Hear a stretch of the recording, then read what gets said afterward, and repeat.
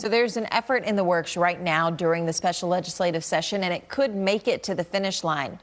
Our Lacey Beasley is joining us live for this morning's edition of The Learning Curve. And Lacey, you've talked to districts across the area, and many of them agree. That's right. Good morning, Carmen and Madison. A lot of educators think that this puts a lot of test anxiety on 7, 8, 9-year-old kids. And they also don't like the format of the test, which leaves students behind a screen for hours out of the day. Now, the replacement that's in the works right now is Senate Bill 8, which is identical to House Bill 8. Here's the latest details on where it stands today. Now, Senate Bill 8 would replace the STAAR test for 3 shorter tests at the beginning, middle, and end of year. This new test would deliver results within 48 hours. SB 8 would require annual A through F ratings and bans statewide not rated designations, and it prohibits taxpayer-funded lawsuits against state actions except in narrow cases. Here's how the STAAR test stands today. STAAR stands for State of Texas Assessments of Academic Readiness.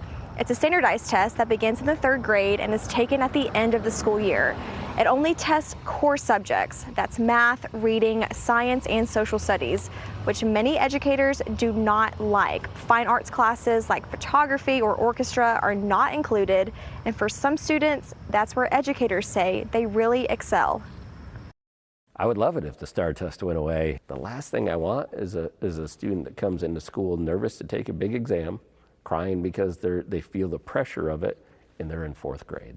I don't think that anyone should ever be judged on one day out of an entire school year. I do appreciate, though, that they're trying to do kind of a beginning, middle, and end of year, because I think that that's more conducive to adjusting instruction.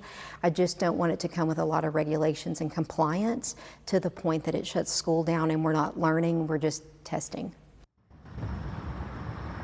Now, the current design is still in the special legislative session. We are expecting Governor Abbott to call another session today, and he says the same agenda will carry over. Carmen, Madison. All right, Lacey, thank you so much.